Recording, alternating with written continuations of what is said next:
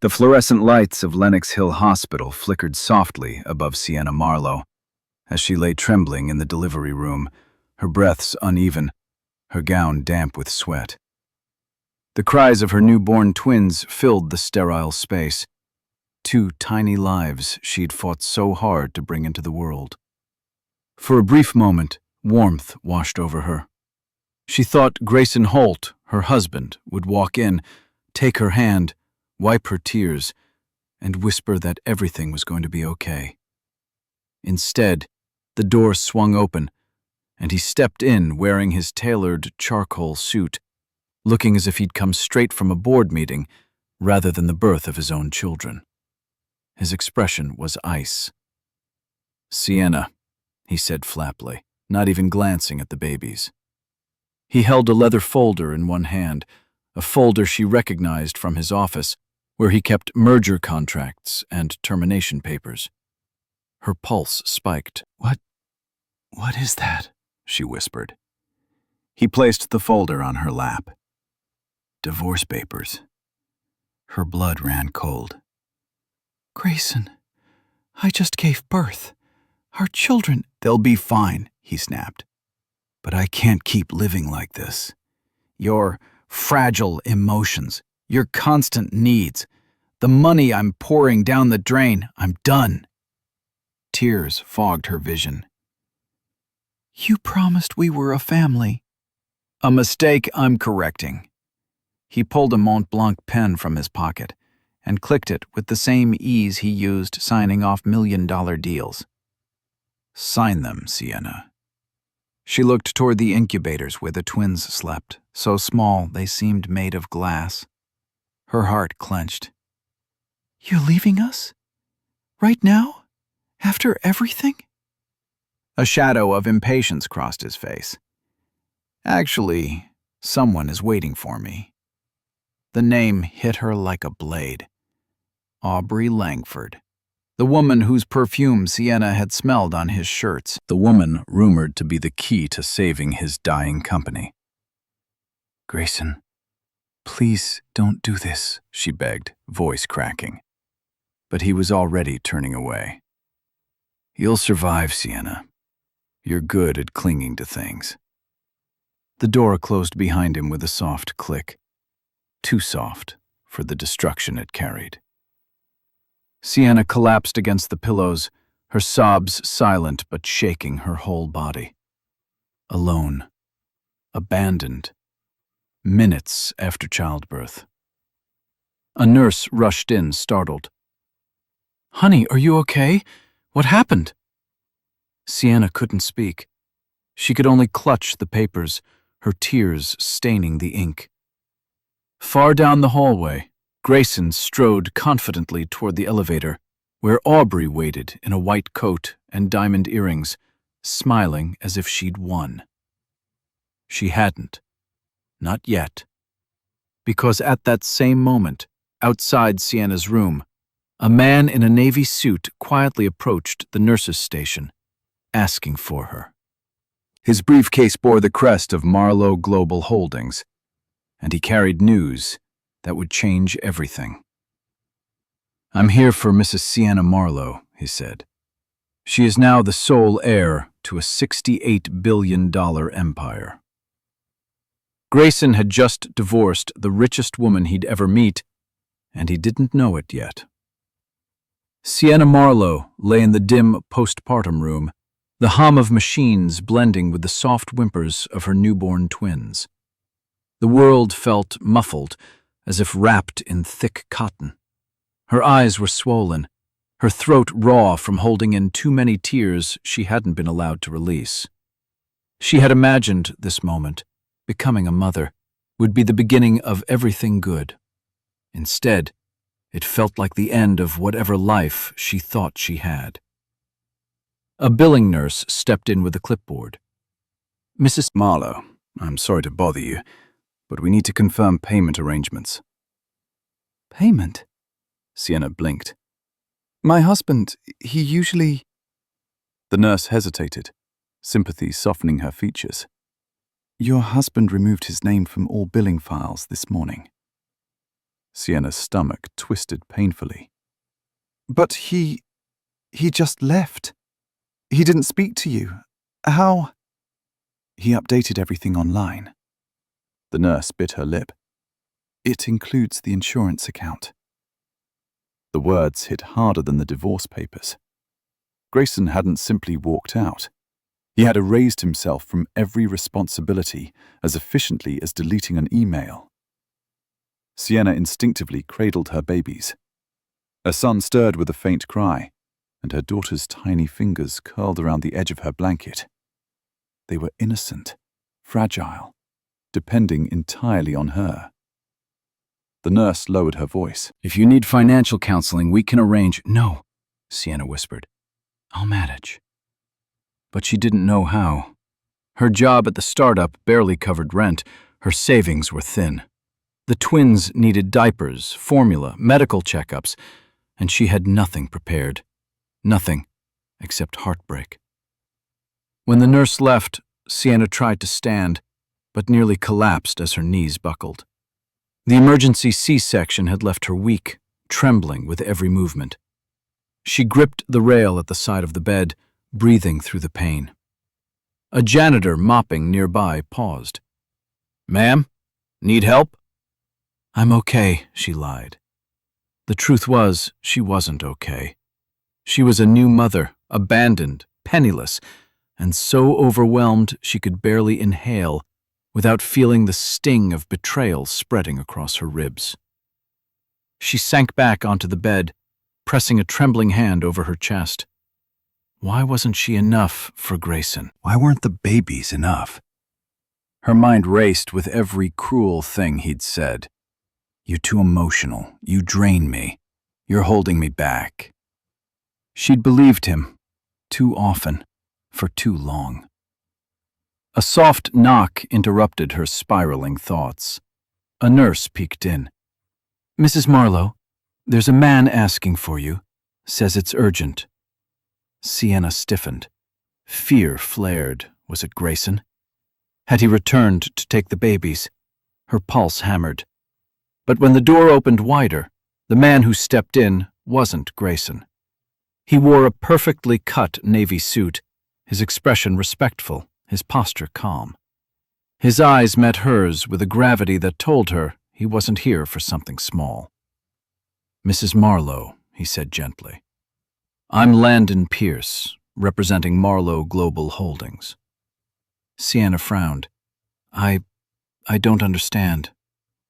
Landon opened a sleek black briefcase and set a thick envelope on the bedside table. "This contains the final will of Eleanor Marlowe, your grandmother. You are her sole heir." Her breath caught. "My grandmother? She died years ago." "No," Landon said softly. "She died last week." The room spun. Her world hadn't ended. It was only beginning. "And, Mrs. Marlowe, you've just inherited $68 billion.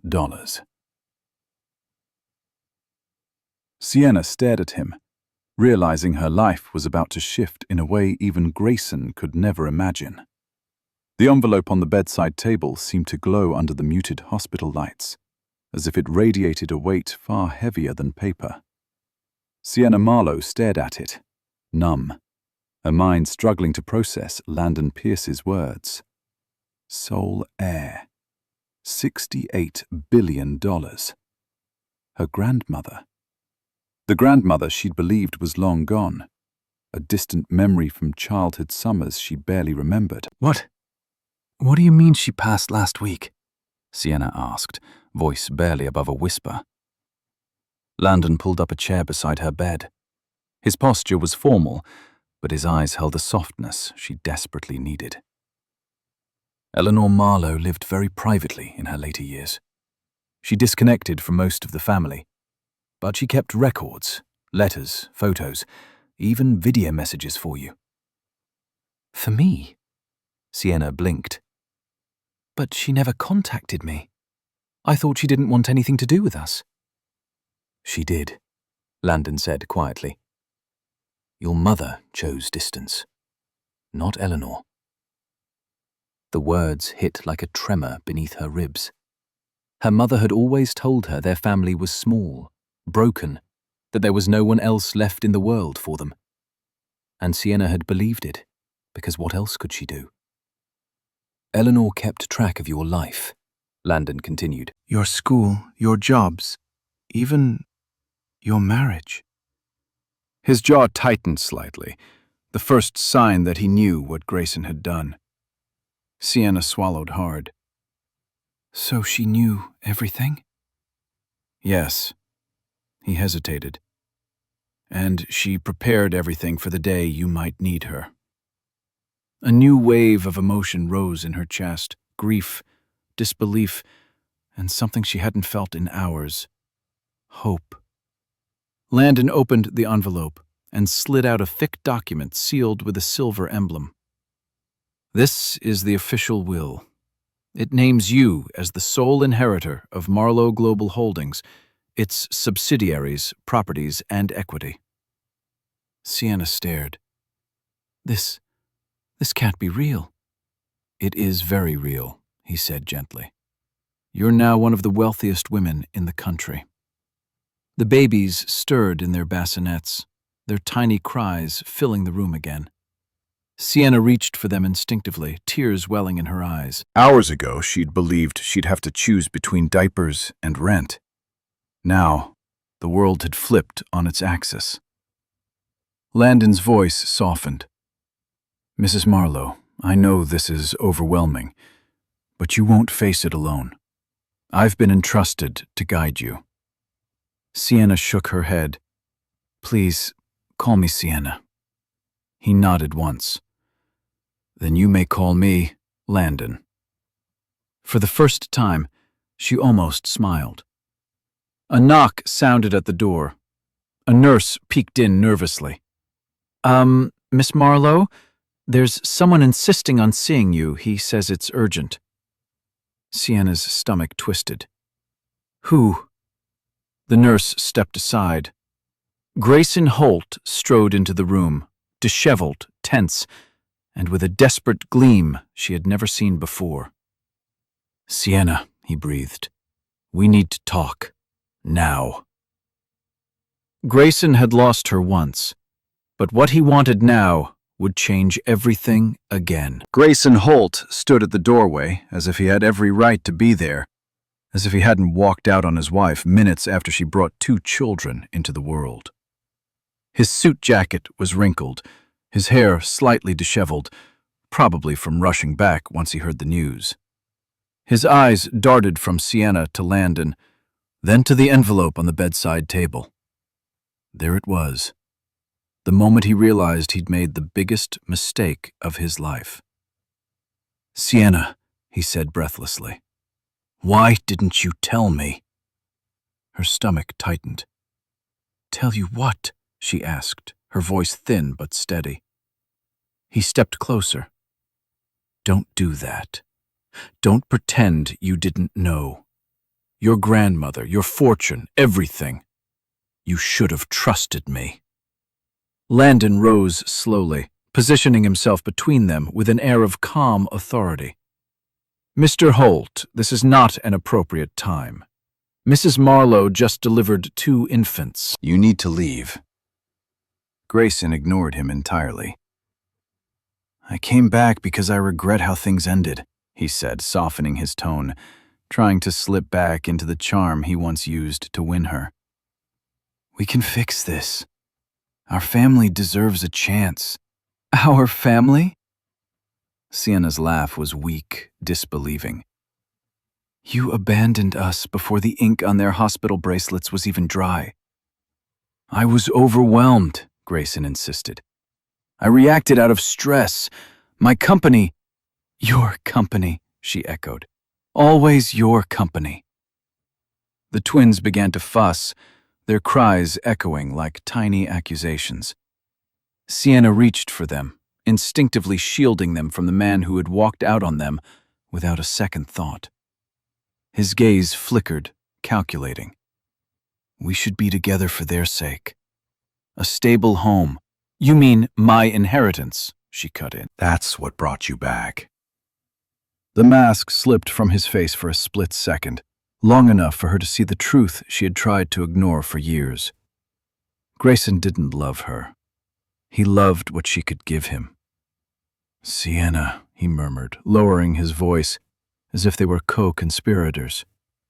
Do you realize what we could build together? With Marlowe Global behind us, we could save Holt Dynamics, expand it, dominate every sector. This isn't a business pitch, she snapped. These are our children. He stepped forward. I want to be a father. You weren't a father for the first hour of their lives. Grayson's jaw tightened. I made a mistake. A mistake, she repeated coldly, is forgetting an anniversary. What you did was a choice. Landon placed a protective hand on the bed rail. Mr. Holt, this conversation is over. Grayson's eyes darkened. You think you can keep me out of my own children's lives? I'll fight for them. I'll fight for everything. Sienna's breath stilled. Grayson leaned in, voice low and venomous. And trust me, courts listen to CEOs, not unstable mothers who just inherited more money than they know how to handle. Landon stiffened. You should leave. Now! Grayson smirked and straightened his jacket. This isn't over, Sienna. He turned toward the door, but Landon caught the flicker of fear in Sienna's eyes. A storm was coming. And Grayson had just declared war on the woman he once threw away, not knowing she now had the power to destroy him. The following afternoon, a black Mercedes S-Class pulled up to the private entrance of the Marlowe Tower on Fifth Avenue. Sienna held her twins close, their tiny bodies bundled in soft hospital blankets. She still felt sore from the surgery, still emotionally bruised from Grayson's attack. But Landon had insisted she shouldn't return to her small Brooklyn apartment. Mrs. Marlowe, he said gently as he stepped out of the car to help her. This is your home now. Home. The word felt foreign, trembling on the edge of disbelief. The sliding glass doors opened with a soft hiss, revealing a marble lobby so pristine she almost hesitated to breathe. Crystal chandeliers glittered overhead. A concierge in a tailored uniform bowed slightly when he saw her. Welcome back, Ms. Marlowe, he said warmly. Sienna stiffened. Back? Landon's voice was low. Your grandmother lived here for decades. The staff knew you as her only living heir. Her heartbeat faltered. Her mother had never mentioned any of it. They entered the private elevator, which required only a facial scan. The machine blinked, analyzing her features, then turned green. Welcome, Sienna. The elevator hummed upward, smooth as silk. When the doors slid open, she stepped into a penthouse that looked like it belonged on the cover of Architectural Digest. Floor-to-ceiling windows framed the Manhattan skyline, bathed in golden afternoon light. Plush, white furniture, modern art pieces, and glass shelving filled the space with an elegance that felt impossible to touch. A grand piano sat in one corner, next to a reading nook stocked with leather-bound books. Sienna's breath hitched. This was hers?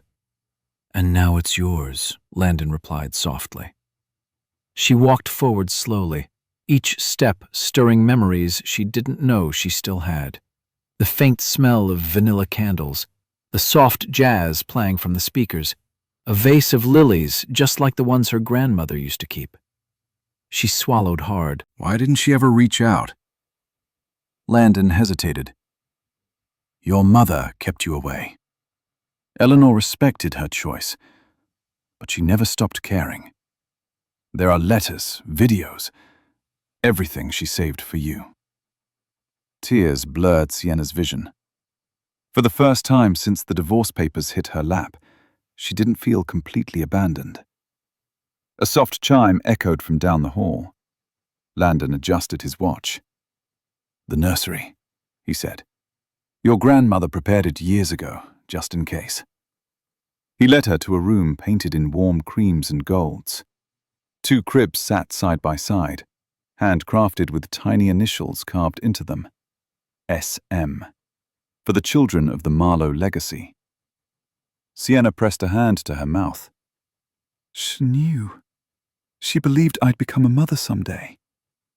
"She believed you deserved everything life tried to deny you," Landon said. The twins let out small cries, as if sensing the room was meant for them. Sienna laid them gently in their cribs. The sight brought a swell of emotion so overwhelming it merely buckled her knees. For the first time, she felt safe. But the peace shattered when Landon's phone buzzed sharply. His expression changed, darkened.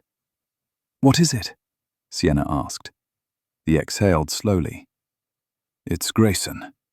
He just filed an emergency petition in court." Her blood ran cold. "For temporary custody of the twins. And he was using her new inheritance as the reason she was unfit to raise them." Sienna's knees nearly gave out. She gripped the edge of one of the cribs to steady herself as the twins slept peacefully, unaware their father had just weaponized their existence. "Temporary custody?" Her voice cracked. "On what grounds?" Landon hesitated, as if searching for the least damaging word. "He claims you're emotionally unstable, that you're overwhelmed, that you can't handle the inheritance responsibly, let alone newborns." Sienna felt the room tilt. "He left me hours after I gave birth, and I'm the unstable one?" Landon's jaw tightened. "He's desperate. Holt Dynamics is collapsing. If he gains custody, or even partial custody, he can leverage your assets. Investors would see him as tied to Marlowe Global. It would save him." Her heart pounded painfully. She'd expected pettiness, maybe guilt-tripping, but not this. Not her children. "He's trying to take the only good thing I have left," she whispered. "No," Landon said firmly, stepping closer. "He's trying. That doesn't mean he'll succeed." Sienna sank onto the velvet ottoman beside the window, staring out at Manhattan's glittering skyline. Hours ago, she was terrified of rent. Now, she was terrified of losing her babies. The shift was dizzying, cruel. "What chance do I have?" she murmured. "Grayson knows the system. He has lawyers on retainer, connections, judges he's donated to." "You have something he never will," Landon said gently.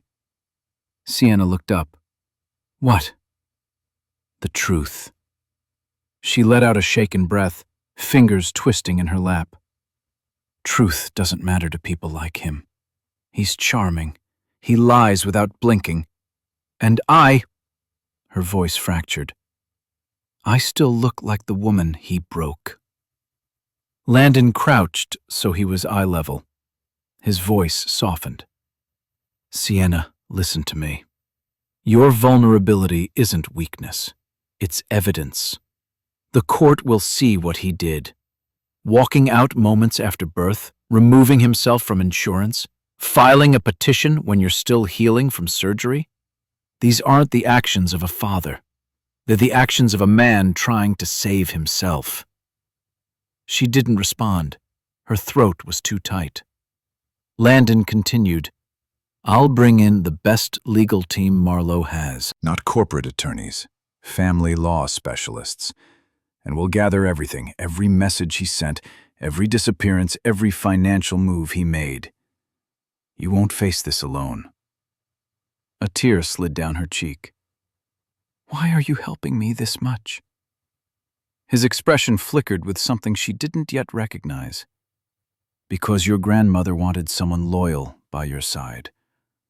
And because," he paused, "because you deserve someone in your corner." Before she could answer, A sharp buzz echoed from the penthouse's security monitor. Landon rose, tapping the screen. His face darkened as the footage appeared. Grayson Holt stood in the lobby downstairs, flanked by 2 attorneys and a cameraman clearly from a tabloid site. "He brought the press?" Sienna whispered in horror. "Yes," Landon said, voice like steel. "He's building a narrative." On the screen, Grayson looked directly into the camera and said clearly, "I'm here to rescue my children from an unstable mother." Sienna gasped. Her world tilted again. And he wasn't alone. A woman stepped forward from behind him, and Sienna recognized her instantly. Aubrey. Sienna felt her chest tighten as she watched the security feed. Aubrey Langford stepped into frame beside Grayson, wearing a cream-colored coat and a calculated smile, one that didn't reach her eyes.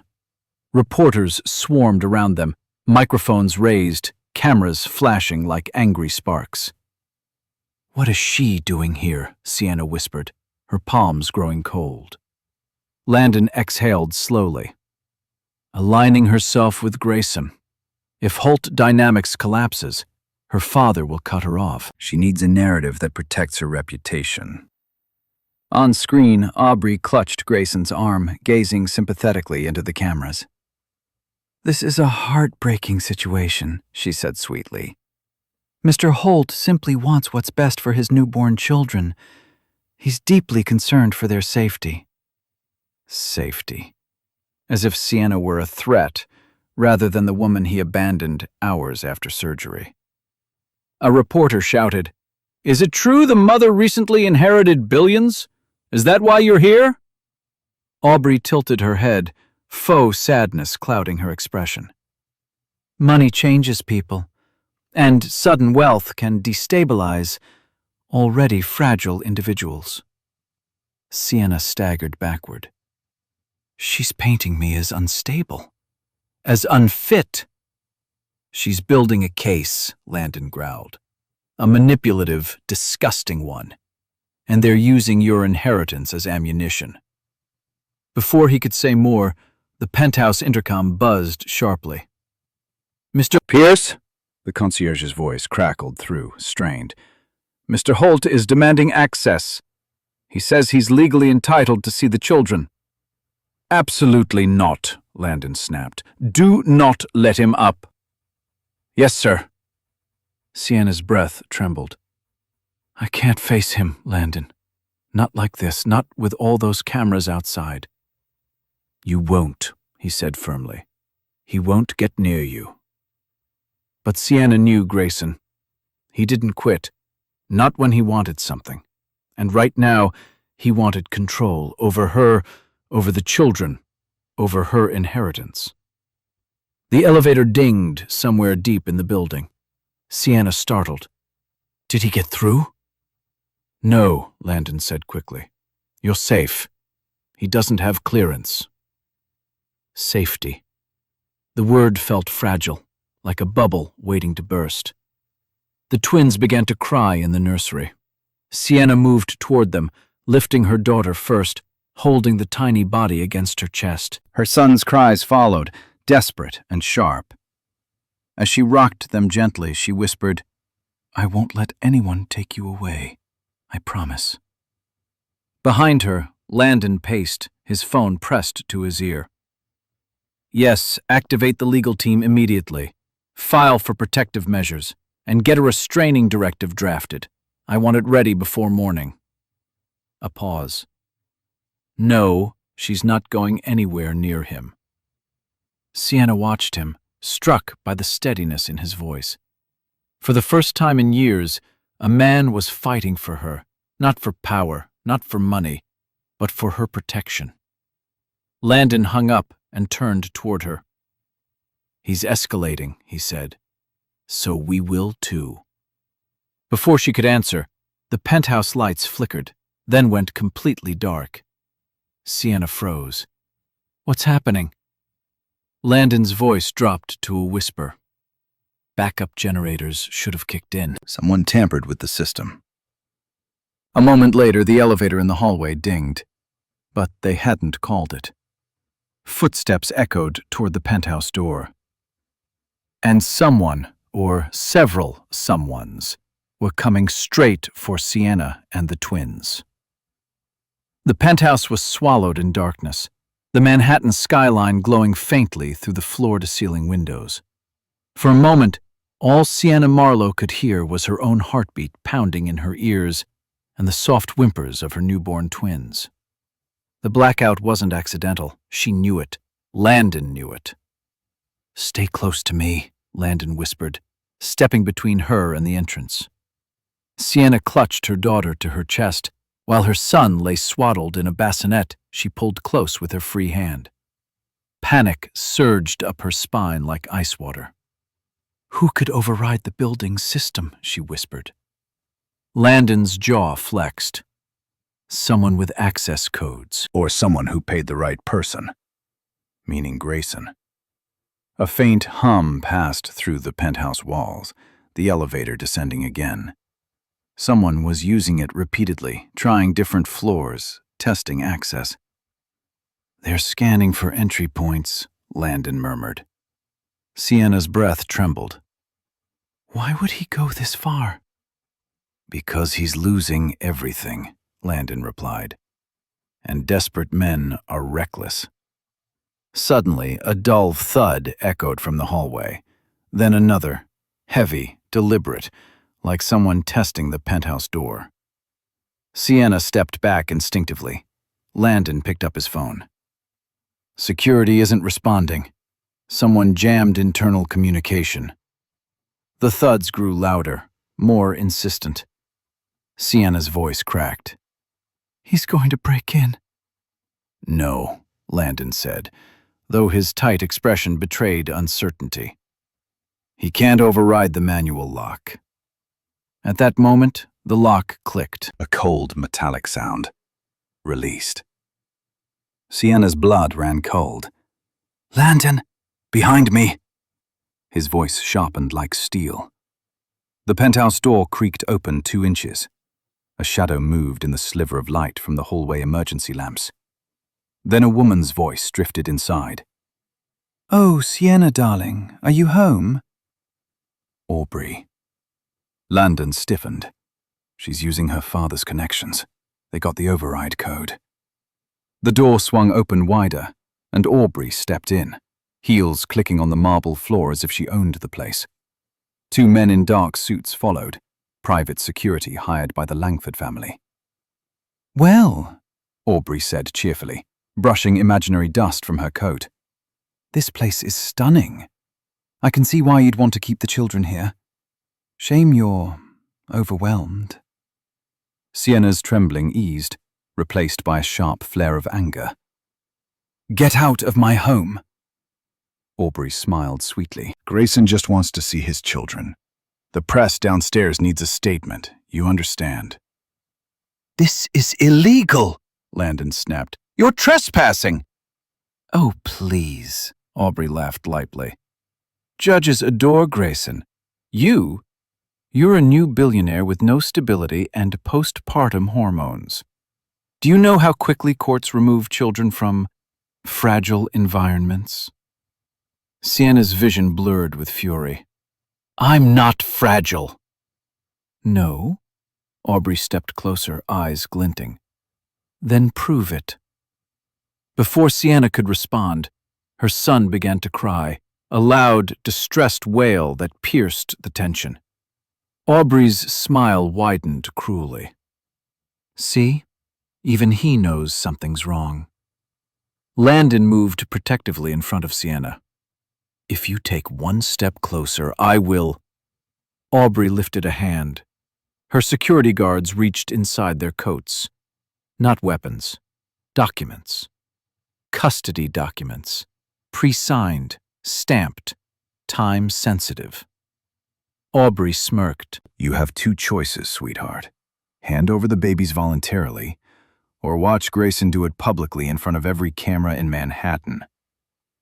Sienna felt her heart shatter, then harden, because at that moment her phone buzzed in her pocket. A message flashed across the screen. "We know what Grayson did the night you were in surgery. Call me. MGH." Legal Division. Sienna inhaled sharply. Proof. They found proof. And what that proof exposed would blow Grayson and Aubrey's entire plan to pieces. The buzzing phone in Sienna's pocket felt like a lifeline. Her fingers trembled as she pulled it out, the screen glowing with the message from Marlowe Global's legal division. Landon leaned in, eyes narrowing. "What does it say?" he whispered. Sienna swallowed hard. "They found something. Something Grayson did the night I was in surgery." Aubrey arched an eyebrow, amused. "Oh!" Is that supposed to scare us?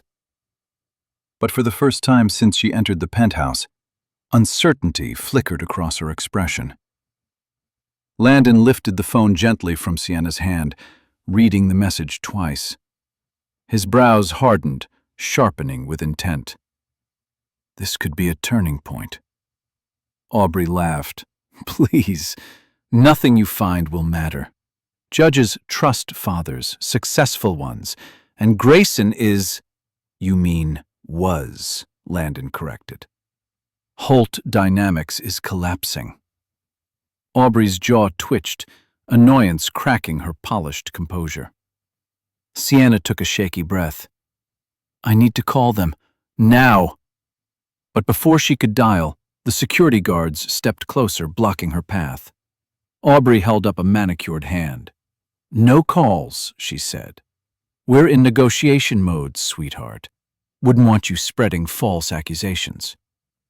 Anger surged hot in Sienna's veins. "Step aside." "No," Aubrey said coolly. "You're overwhelmed. I'm helping you." Landon moved forward, voice like a warning blade. "Touch her or interfere further, and I will have both of you arrested within the hour." The guards hesitated. Aubrey didn't. She smirked. "You think your corporate clout scares me? My father owns half the judges in Los Angeles." "This isn't Los Angeles," Landon replied calmly. "And Marlowe Global owns the floor you're standing on." Aubrey went silent. Sienna used the distraction to hit call. The line connected instantly. "Ms. Marlowe," a lawyer's voice came through. "We uncovered surveillance footage from the hospital's restricted wing. You need to hear this." "What footage?" Sienna whispered. "The night you were in surgery, Mr. Holt wasn't in the waiting room. He wasn't filling paperwork. He wasn't even in the building." Sienna's breath hitched. "Then where was he?" "In the parking garage," the lawyer said, "with Ms. Langford." All color drained from Aubrey's face. The lawyer continued. "They were filmed arguing about your convenient pregnancy, his need to finalize the merger through her family, and an offhand remark that he hoped the birth would take long so he could slip out unnoticed." Sienna felt physically ill. Aubrey snapped. "He told me you trapped him. You were the problem, not him." The lawyer wasn't done. "And there's more. He used your medical emergency to fabricate a business excuse, leaving the hospital to meet with Wells Capital representatives, insinuating he was acting as the future son-in-law." Aubrey gasped. "He said that?" Landon's expression turned lethal. "We can subpoena every second of that footage." Aubrey staggered back, the confidence draining from her as fast as the blood in her cheeks. This changes nothing." "Oh, it changes everything," Landon said quietly. Sienna straightened, something fierce awakening beneath the exhaustion and grief. "You broke into my home. You threatened me. And now you want to pretend none of this matters?"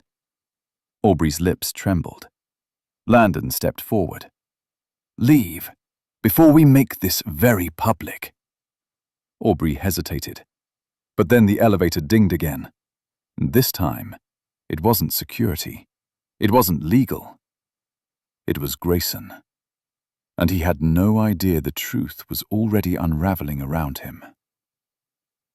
And when he walked through that door, he would discover that Sienna finally had the weapon to destroy him. The elevator door slid open with a polished chime, and Grayson Holt stepped into the penthouse as if he still belonged there. His suit was immaculate, his posture confident, but his eyes carried that familiar arrogance. A man who always assumed the world would bend for him. His gaze swept the room, landing on Sienna, then on Aubrey, who looked pale and shaken. For the first time, confusion cracked his mask. "What's going on?" he asked, his voice low but laced with irritation. "Why are the lights out? Why is everyone acting like there's a crisis?" Landon stepped forward. "Because there is." Grayson ignored him entirely and focused on Sienna instead. "Baby, listen. Don't," she whispered. "Don't call me that." He blinked, thrown for a moment, then straightened his shoulders. "Fine, Sienna. We need to talk privately." "Anything you have to say, you can say here," she replied, her voice steadier than she felt. A flicker of annoyance crossed his face. "I know things were said in the heat of the moment. I reacted poorly at the hospital. But I still care about you. About the twins." "You left before you even held them," she said quietly. Grayson flinched. "I was overwhelmed. My company is facing catastrophic losses. I needed time to think." "And Aubrey?" Sienna asked. Aubrey stiffened. Grayson hesitated. "She was helping me, supporting me. Something you weren't capable of." Landon scoffed. "Should we show him the footage, Sienna? Or the recorded statements? Or—" "Footage," Grayson snapped. "What footage?" Sienna swallowed the rising ache in her throat.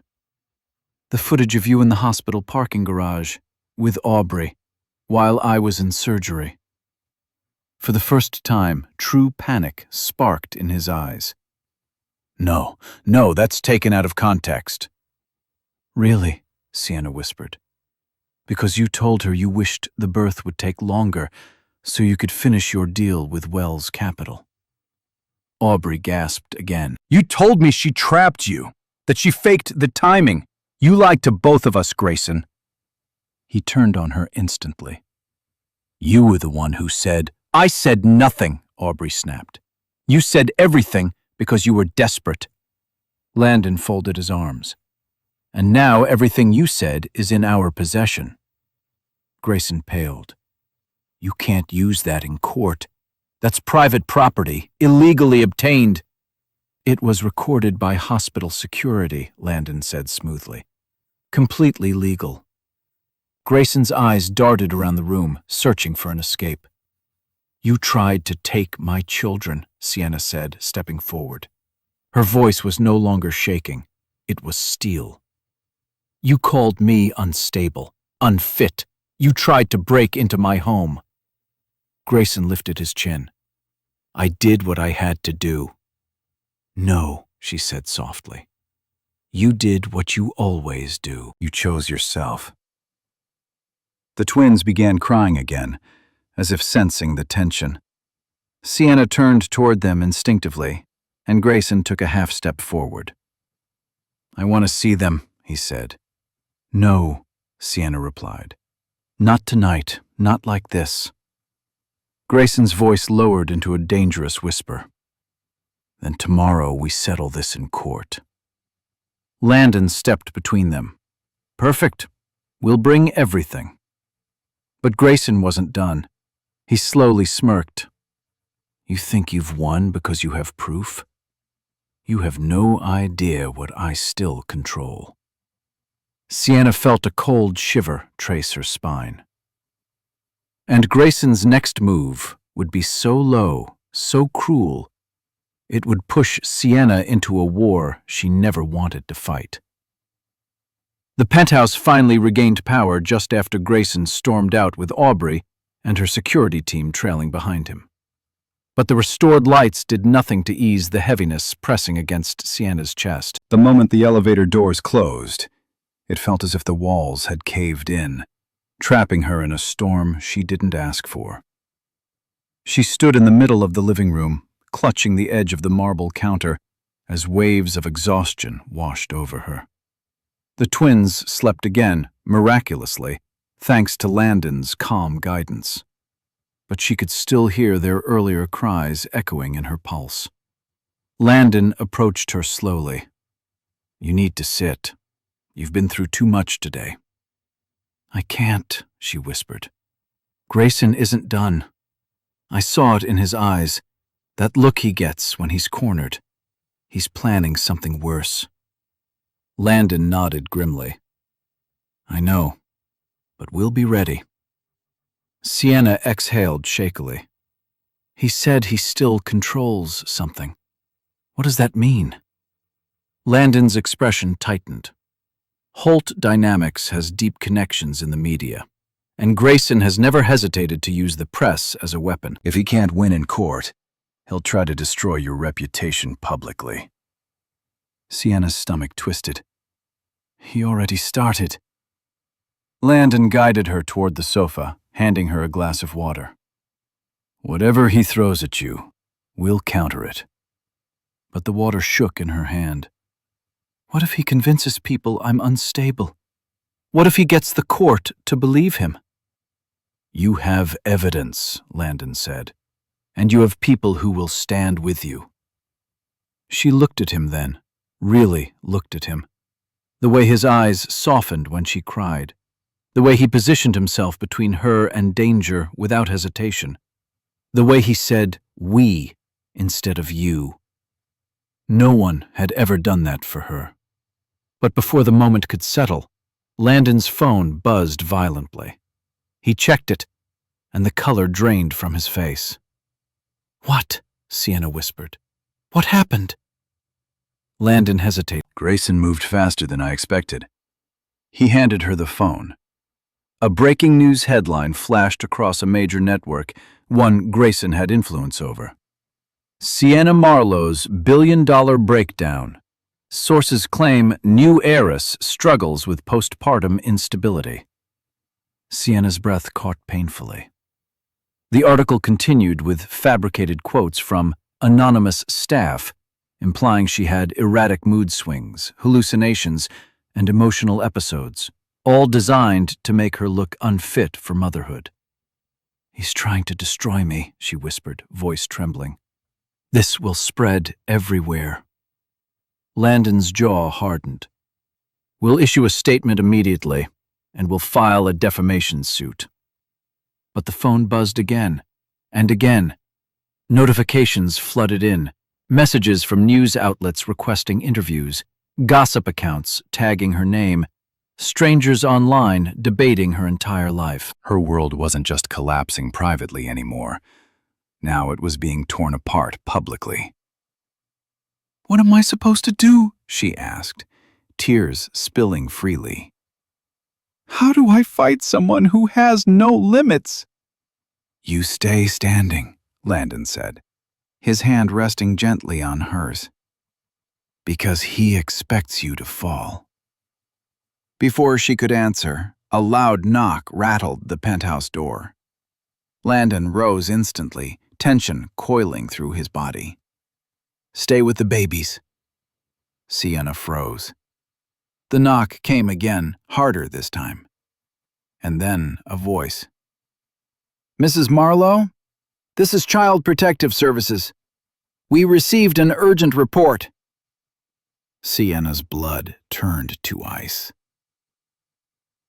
And Grayson had just made the most vicious move of all.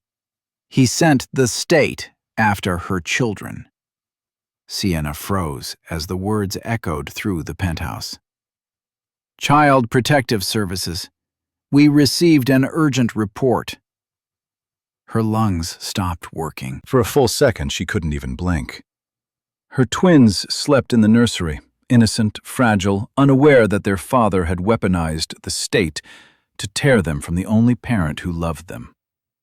Landon stepped toward the door, his voice low and steady. "Stay here. Do not move. And don't say anything until I tell you."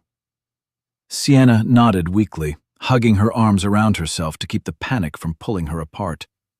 Landon opened the door just enough to speak with the two women standing outside, CPS agents wearing ID badges and serious expressions. "Mr. Pierce," the older agent asked, "we're here because we received an anonymous report claiming the mother is emotionally unstable, possibly experiencing hallucinations, and endangering her newborn twins."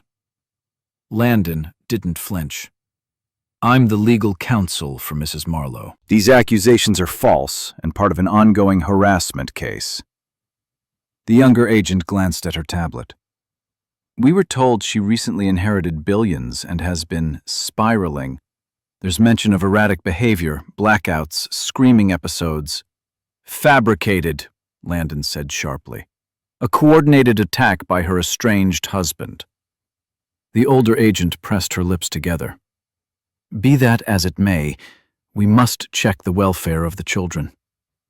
Sienna's pulse spiked painfully. "Landon," he turned to her, eyes steady. "You're safe. Let us handle it." The agents entered. Sienna stood trembling as they approached, doing everything she could to look composed. But inside, fear clawed at her. The younger agent softened when she saw the twins sleeping peacefully. "They look healthy, well cared for." Sienna exhaled shakily. "I love them more than anything." The older agent studied Sienna closely. "Have you been experiencing any emotional distress?" Landon stepped in. "She is recovering from major surgery less than 48 hours ago. Any mother would be emotional. She is not unstable." Sienna forced herself to speak. "My husband left me moments after I gave birth. He's spreading lies to take my children." The agents exchanged a look, one that acknowledged the cruelty of what they were hearing. "Mrs. Marlowe," the younger one said gently, "have you had any incidents of self-harm or harming the infants?" Sienna gasped. "No, never. I would never hurt them." Landon handed the agents a folder. Documented evidence of the father's abandonment, recordings of his threats, and proof of tonight's break-in attempt. Both women flipped through it, their frowns deepening. After several tense minutes, the older agent finally said, "At this time, we see no grounds for removal, but we will schedule a follow-up visit in 72 hours. Relief hit Sienna so hard, her knees nearly buckled. "Thank you," she whispered. The younger agent offered a sympathetic smile. "Just keep doing what you're doing. It's clear you love your children." When the door closed behind them, Sienna sagged into the couch, her hands shaking uncontrollably. Landon sat beside her. "They're safe, for now." "For now," she echoed. "Grayson won't stop." "No," Landon agreed quietly. "And neither will we." Before she could respond, Landon's phone buzzed again. He read the message, and his whole face changed. "What is it?" Sienna asked, fear rising again. He looked up, eyes dark. "It's the board of Marlowe Global. They want an emergency meeting." "What? Why?" Landon swallowed. "They think your public instability might jeopardize the company." Sienna's breath caught. The war wasn't just personal anymore. It was professional. And if she failed this meeting, she could lose everything her grandmother died to leave her. The next morning, Manhattan was draped in a cold, gray mist as Sienna stepped out of the Mercedes S-Class, her heart pounding beneath her tailored cream coat. Landon walked beside her, carrying a slim leather folder, the kind that seemed to hold entire futures. The Marlowe Global headquarters towered above them, its glass facade mirroring the city skyline. It was supposed to be hers, her legacy. Yet today, she felt like an intruder about to stand trial. Inside, executives whispered as she passed, their voices barely concealed behind raised phones and hushed tones. That's her? She's the unstable heiress. She inherited billions but can't handle 2 babies. I heard CPS visited her last night. Every word cut deeper than the last. Landon leaned closer. Ignore them. They don't know the truth. Maybe, Sienna whispered, but perception is everything. They entered the boardroom, an intimidating expanse of glass and steel overlooking Fifth Avenue. 12 board members sat around a long mahogany table, all older, all seasoned, all skeptical. At the head sat Victor Bradford, the interim chairman appointed before Eleanor's passing. His silver hair was slicked back, his suit expensive, his expression carved from stone. "Mrs. Marlowe," Victor said, not bothering to stand. "We appreciate your presence given recent events." Recent events. A sanitized way to say public humiliation. Sienna took her seat, but her hands trembled slightly. Landon set a reassuring hand on her arm before stepping back to stand behind her. Victor adjusted his glasses. "We've convened to discuss the company's image, which has suffered due to your personal circumstances." Sienna felt heat rise in her face. "A false article published by my estranged husband.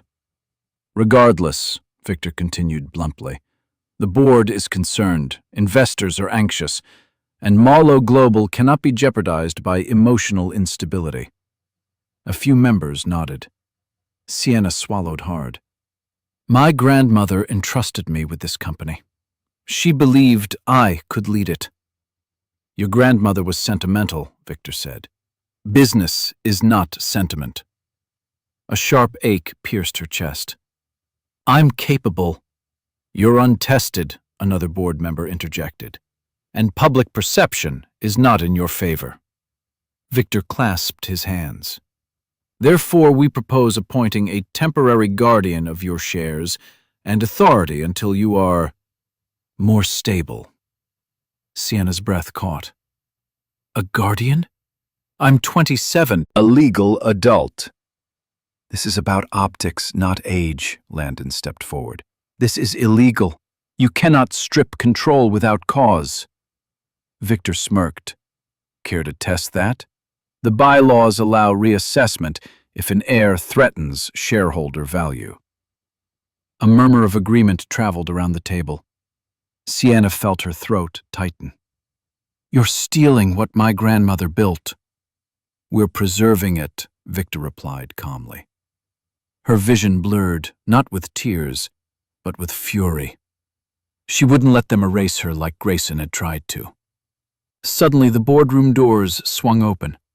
A young woman, flushed and breathless, rushed inside carrying a tablet. "I'm sorry to interrupt," she said, "but you need to see this immediately." Victor frowned. "We are in a confidential session." The woman didn't back down. "This is about Mrs. Marlowe."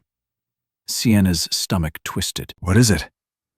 "It's Grayson Holt," the woman said, voice shaking. "He's gone on national television." Landon's eyes darkened. "What did he do?" The assistant handed Sienna the tablet. On screen, Grayson sat confidently in a TV studio, cameras pointed at him, his voice smooth and cold. "I'm speaking today because I fear for my children's safety," he said. "Their mother is unraveling." Sienna's breath shattered. And Grayson was about to say something that could destroy her entire future, unless she stopped him first. Sienna's hand shook so hard, the tablet nearly slipped from her fingers. On screen, Grayson Holt sat in a polished studio under flattering lights, wearing a charcoal suit and a carefully practiced mask of concern. The host leaned forward, hanging onto every poisonous word he spilled. I stayed silent as long as I could, Grayson said solemnly. But I can't ignore what's happening anymore. My children are in danger. Their mother, she's not well. A clean, rehearsed lie delivered with the confidence of a man who had never been held accountable. The host nodded sympathetically. You're saying Sienna Marlowe is unstable? Grayson exhaled, as if the truth pained him. She suffered a severe psychological break after giving birth. I've witnessed episodes, hallucinations, violent mood swings.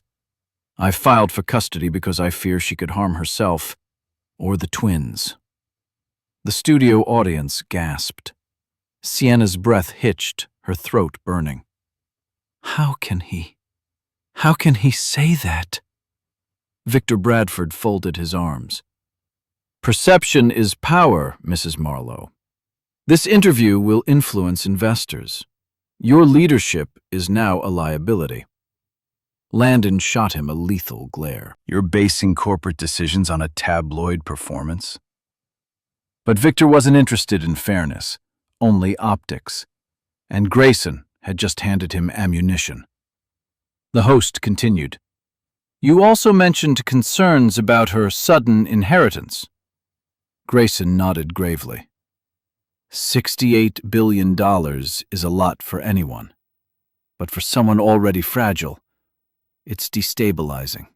She's paranoid, erratic. There were nights she screamed for hours. That never happened, Sienna whispered, voice breaking. On screen, Grayson delivered the final blow. I just want to save my children. If the court doesn't intervene, I fear it will be too late. The audience murmured in horror. The camera zoomed in on his sorrowful expression. A perfect performance. A deadly one. Sienna felt tears sting her eyes, but Landon gently took the tablet from her before she dropped it.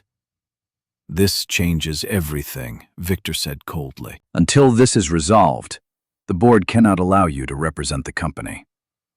Sienna turned to him, stunned. You're punishing me because he's lying? We're protecting shareholder confidence, he replied smoothly. We will vote on appointing a temporary custodian of your authority. Landon stepped forward. If you do that, you will face legal retaliation.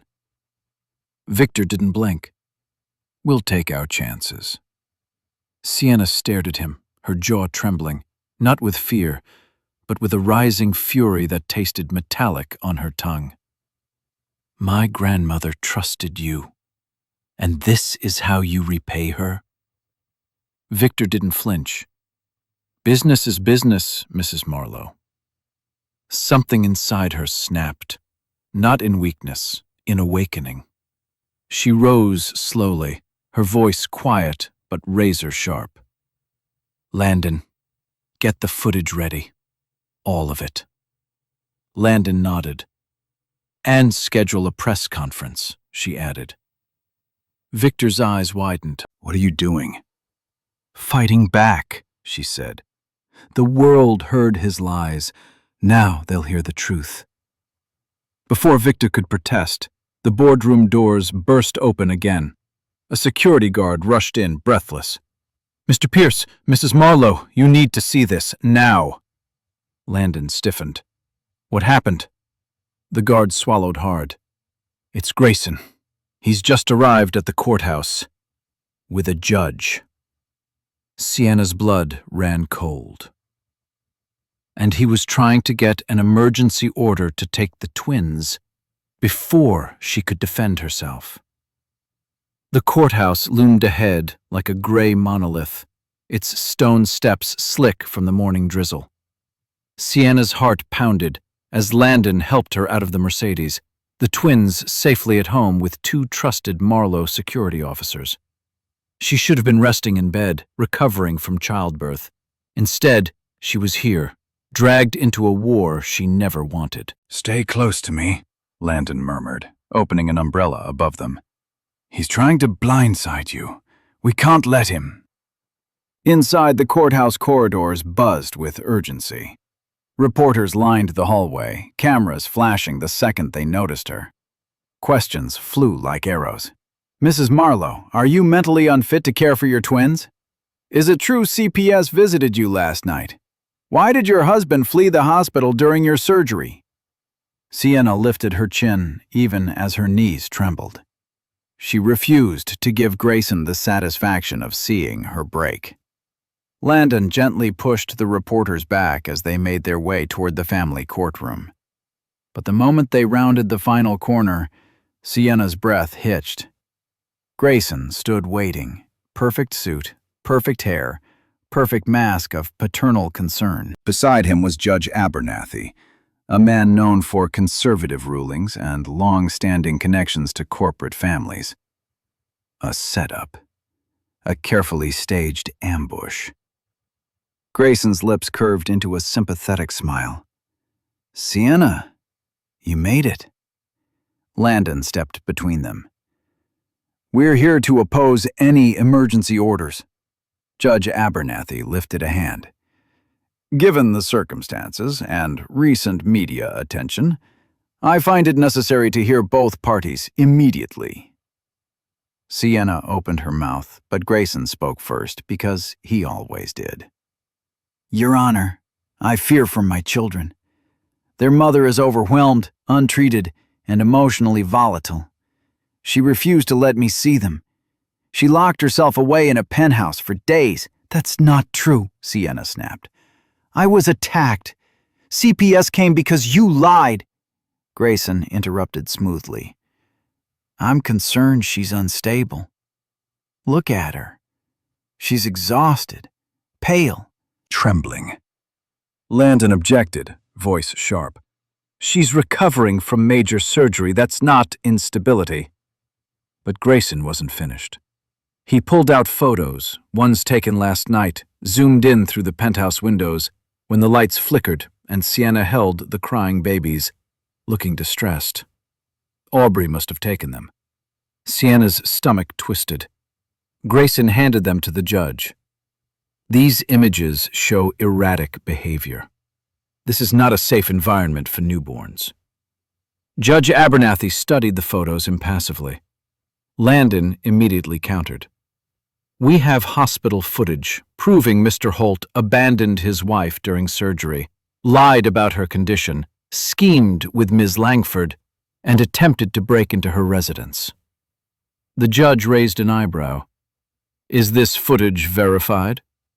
"Yes," Landon said, "recorded by hospital security."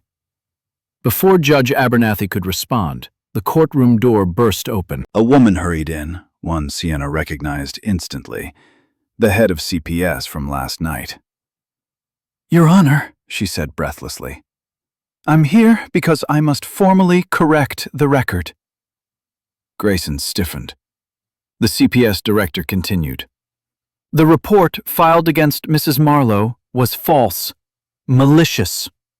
Her children were found safe, healthy, well cared for. We are now investigating the anonymous caller for filing a fraudulent complaint." Whispers rippled through the hall. Judge Abernathy frowned deeply. Grayson's mask cracked. Sienna finally breathed. But then the CPS director added, "And there is something else you need to know, Your Honor. Something serious." Everyone stared at her. Her gaze locked onto Sienna. "It concerns Mr. Holt." And what she revealed next would turn the entire case upside down. The courthouse hallway fell silent. So silent, Sienna could hear her own pulse thudding in her ears. Every set of eyes fixed on the CPS director as she shifted her folder, her expression grave. Judge Abernathy adjusted his glasses. "What is this new information?" The director cleared her throat.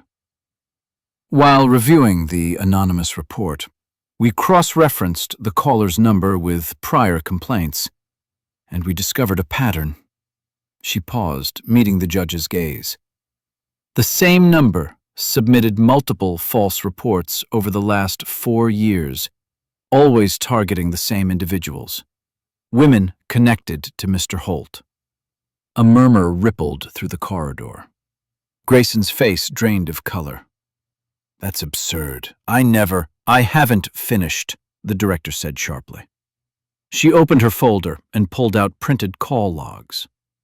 These reports were filed in moments of financial stress or public scandal involving Holt Dynamics. Conveniently, they shifted attention away from Mr. Holt and toward the women involved. Sienna's chest tightened. He's done this before? The director nodded. At least 3 times. 2 former girlfriends and 1 assistant he terminated under suspicious circumstances. Landon's expression hardened. And the purpose was always to discredit them? Yes, she confirmed. To paint them as unstable, jealous, or dangerous. Each case was dismissed once the truth surfaced, but the emotional and professional damage to the women was permanent. Grayson snapped, "This is character assassination. There's no proof I made those calls." The director held up another document. Actually, there is. Every call came from a number registered to Holt Dynamics' corporate account. And the last one, the one filed against Mrs. Marlowe, originated from Mr. Holt's personal extension. Gasps echoed all along the hall. Judge Abernathy stiffened visibly. "Mr. Holt, do you deny this?" Grayson's mouth opened, closed, then opened again, but no words came out. His composure was crumbling like wet clay. Aubrey, standing several feet behind him, took a shaky step back. She had clearly not known this. Her eyes darted between the judge and Grayson like she was watching a slow-motion explosion. The CPS director continued. "Given this pattern, CPS will file a formal complaint against Mr. Holt for malicious reporting, endangerment through misuse of emergency resources, and intentional emotional harm." Sienna inhaled sharply. The ground under her feet no longer felt like it was collapsing. It felt like it was stabilizing. Judge Abernathy turned to Grayson, his voice suddenly colder than marble. "Mr. Holt, these allegations significantly affect your credibility in this custody matter." Grayson's voice finally cracked. "You can't do this." "I can," the judge cut him off, "and I will. Based on the evidence and the testimony presented, your request for emergency custody is denied." The hallway erupted in murmurs. Sienna's knees trembled with relief. Landon placed a steadying hand on her back. But Judge Abernathy wasn't done. "Furthermore," he said, "this court is issuing a temporary protection order preventing Mr. Holt from approaching Mrs. Marlowe or the twins until a full hearing can be conducted." Grayson's face twisted, rage, panic, humiliation all swirling into something feral. "This isn't over, Sienna," he growled. But Sienna finally stood tall. "Yes, Grayson, it is." Before anyone could react, Grayson shoved past the crowd, storming toward the courthouse exit, only to be met by a wall of reporters shouting questions he never wanted to answer. Cameras flashed, microphones shoved toward him, voices overlapping. "Mr. Holt, did you falsify reports against multiple women? Are you under investigation by CPS? Is Holt Dynamics collapsing?" His world was spiraling, but Sienna's was just beginning to rise. Landon leaned close. "You just won the first battle." Sienna exhaled shakily. "What now?"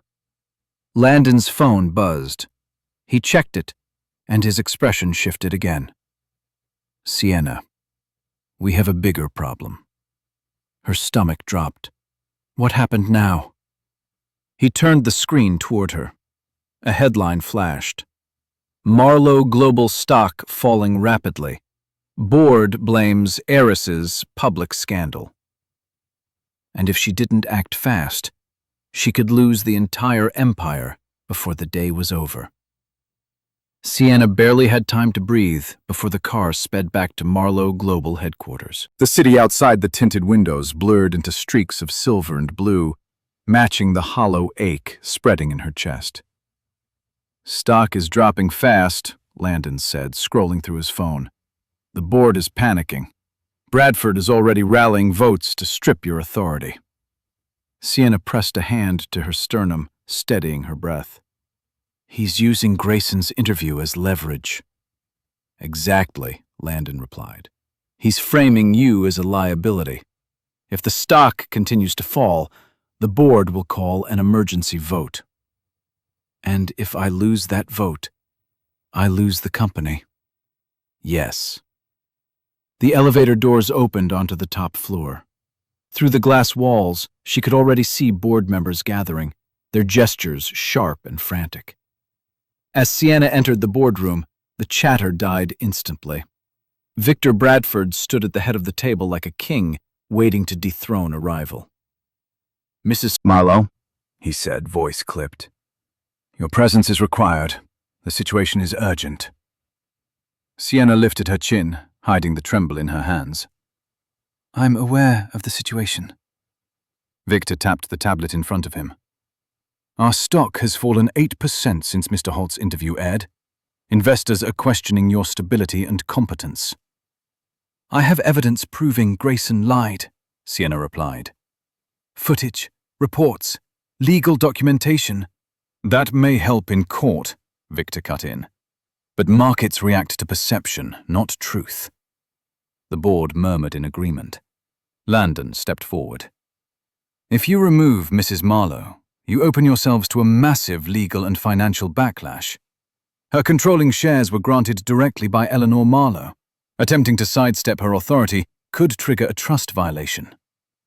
Victor's smile was thin. Only if she proves capable of fulfilling the obligations attached to those shares. Sienna forced down the knot in her throat. Tell me what you want. Victor gestured to the screen. A list of demands projected onto the glass wall. Restrictions, oversight committees, temporary custodianship of her decision-making power. They wanted her to become a figurehead, powerless, decorative, like her grandmother was never meant to be. This is unacceptable, Landon snapped. It's a coup. Victor ignored him. We will now vote. All those in favor of transferring Mrs. Marlowe's authority to the board, pending psychological evaluation, raise your hand. 7 hands went up immediately. Sienna's heart sank. Landon whispered, "We need one more vote to block it, just one." But the final undecided board member, a woman in her 50s named Charlotte Hale, stared down at her manicured nails, conflicted, but leaning toward fear, not fairness. Victor smiled. Victory was seconds away. Until a voice echoed from the doorway. Before you vote, you should hear the truth. Everyone turned. A tall man with silver hair and a commanding presence stepped into the room. Sienna gasped. Mr. Whitaker? He was Eleanor Marlowe's lifelong attorney and the executor of her private trust. Whitaker set a heavy envelope onto the table. This, he said, is Eleanor's sealed directive.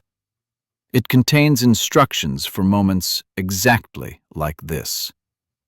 Victor stiffened. That's impossible. She left no such directive. Whitaker's eyes hardened. She left it with me. And by law, it supersedes every motion you plan to make today. Sienna's pulse surged.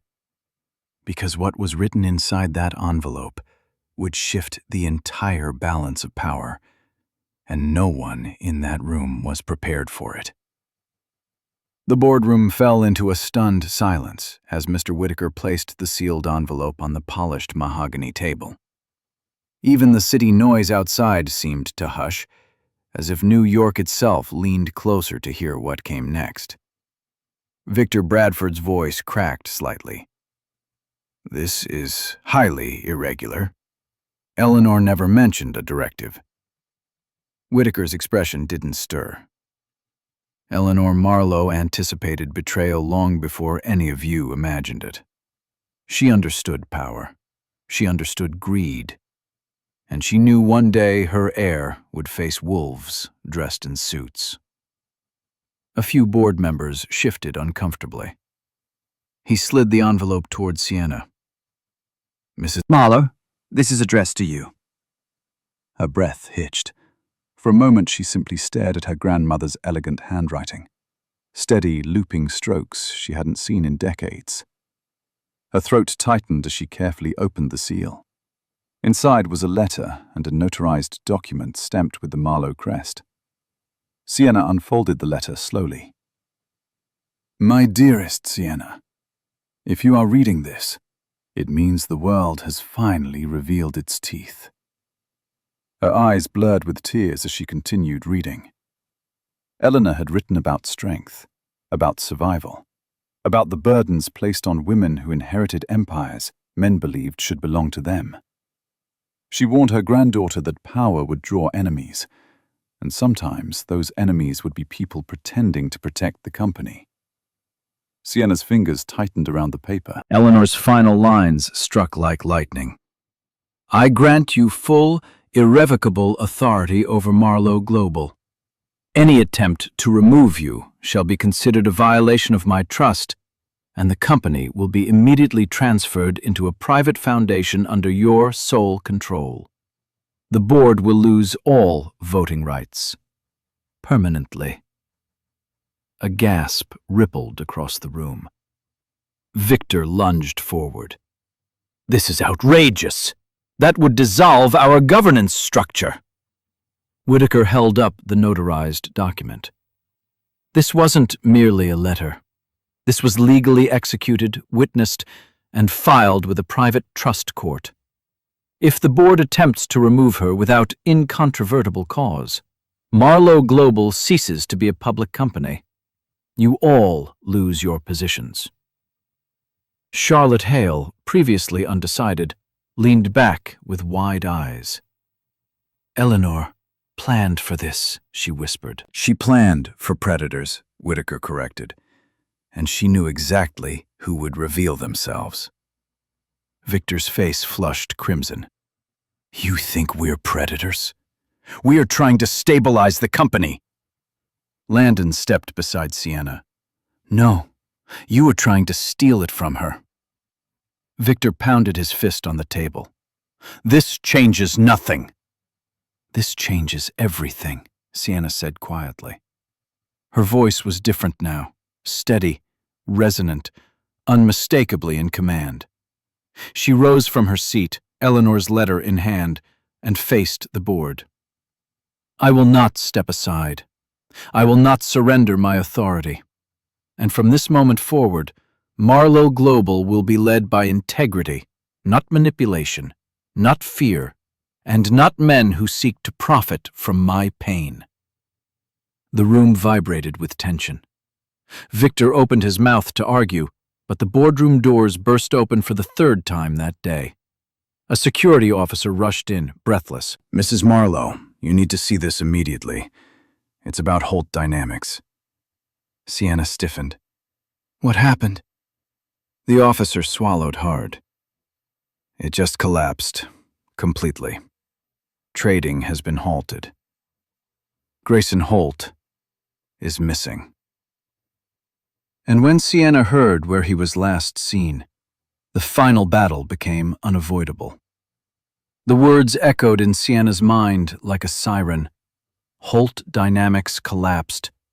Grayson Holt is missing. Gasps erupted around the boardroom, but Sienna felt the world narrow to a single point of dread sitting at the base of her spine. Grayson was cruel, manipulative, destructive. but he was still the father of her children. And a man that desperate was capable of doing almost anything. "Where was he last seen?" she asked, her voice steady despite the storm inside her. The security officer swallowed. "Manhattan Bridge." Landon's eyes sharpened instantly. "Was he alone?" "No, sir." A witness reported seeing him with a briefcase and shouting into a phone. Sienna's stomach twisted. She knew that pattern. When cornered, Grayson lashed out at the world, then spiraled into self-pity and desperation.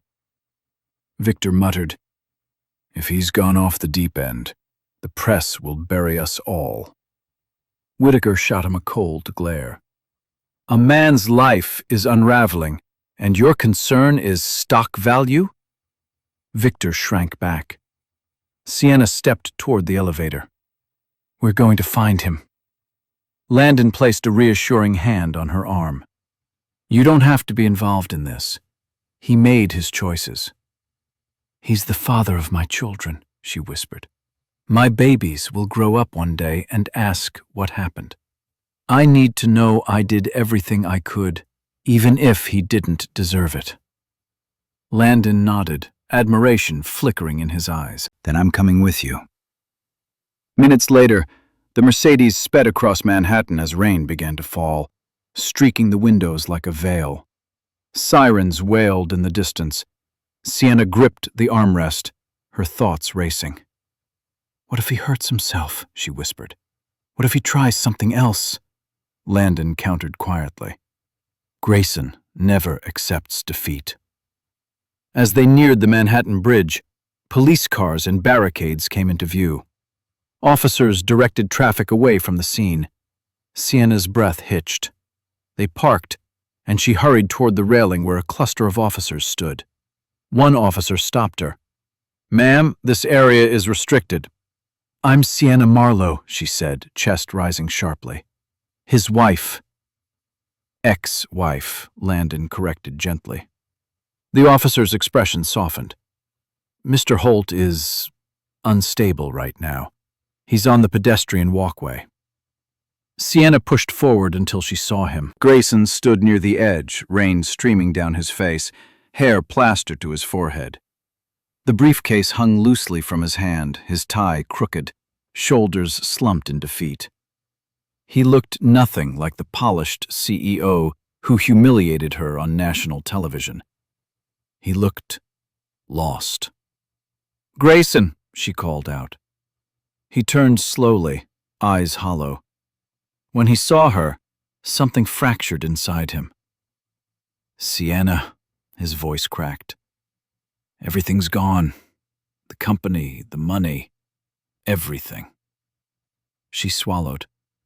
"That doesn't mean your life is over." He laughed bitterly. "Doesn't it?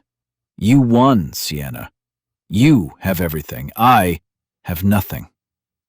She stepped closer, rain soaking through her coat. "This isn't about winning or losing. It's about our children. They need a father, not this version of you." His grip tightened on the briefcase. "I don't deserve them." "No," she said softly. "Not the way you are now." "But you can still choose who you want to become." For a moment, hope flickered in his eyes. Then an officer shouted, "Ma'am, step back, he's reaching into the case." Grayson snapped open the briefcase, and Sienna gasped at what she saw inside. Because what Grayson had been hiding there would change the final outcome of everything. For a moment, the world stood still, rain falling in silver sheets, the distant hum of traffic muffled by the storm, and Grayson Holt trembling as he opened the briefcase. Sienna braced herself for something catastrophic. Instead, her breath left her in a small, stunned gasp.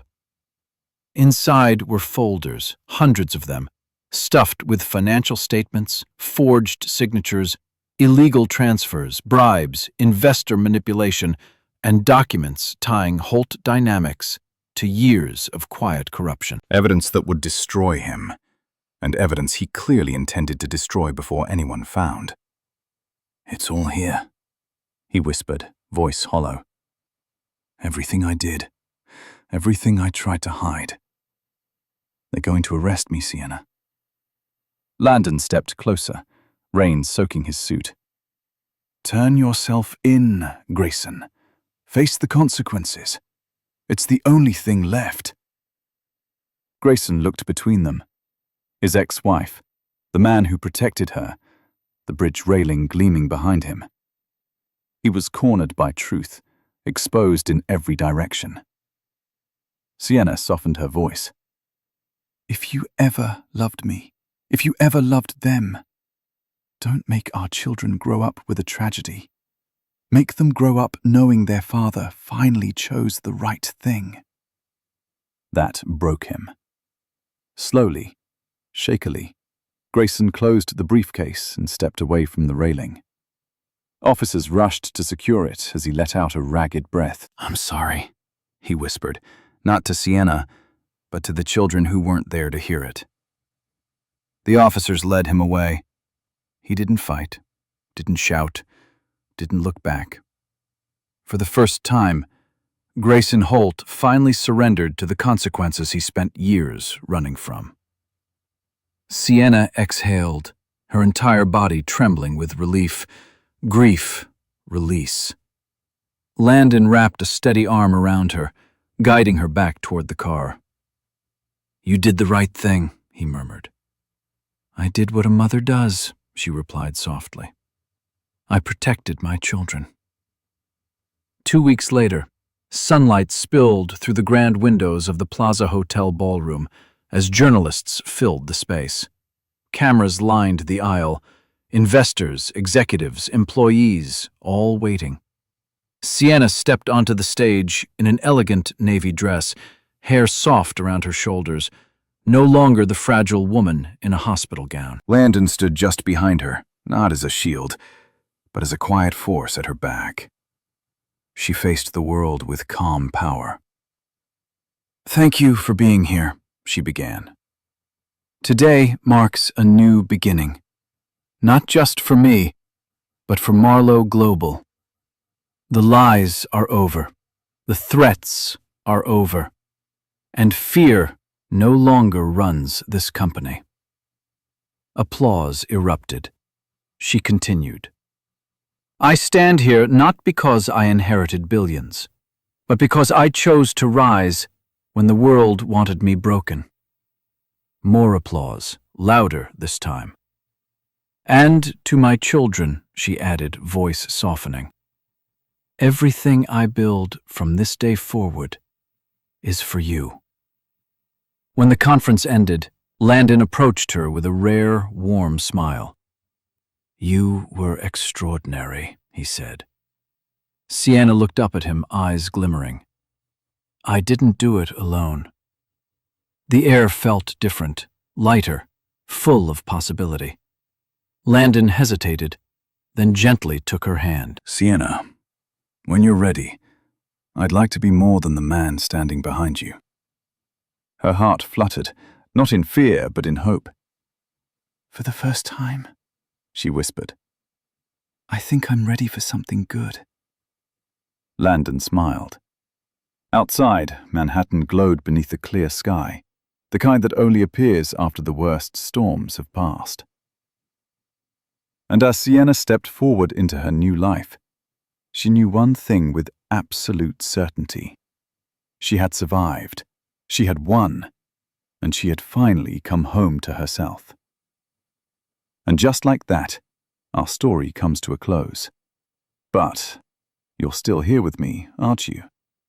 If you're listening all the way to this moment, then something in Sienna's journey must have touched your heart in a quiet, personal way. Maybe you've been betrayed. Maybe you've had to rebuild yourself from nothing. Maybe life has pushed you into storms you never asked for. What Sienna learned is the same lesson the Stoics whispered centuries ago. You may not control what happens, but you can always control how you rise from it. Marcus Aurelius said, "The obstacle becomes the way." And that's exactly what happened. Every wound became her doorway to strength. Every loss became her rebirth. So if you're going through something right now, remember, you are allowed to outgrow the people who hurt you. You are allowed to choose peace over chaos. And you are worthy of a life that feels like home. If this story resonated with you, if it healed even a small corner of your heart, please like, share, and subscribe to the channel. Your support helps us continue bringing stories that remind us we are stronger, wiser, and more resilient than we think. And hey, I'm glad you stayed till the end.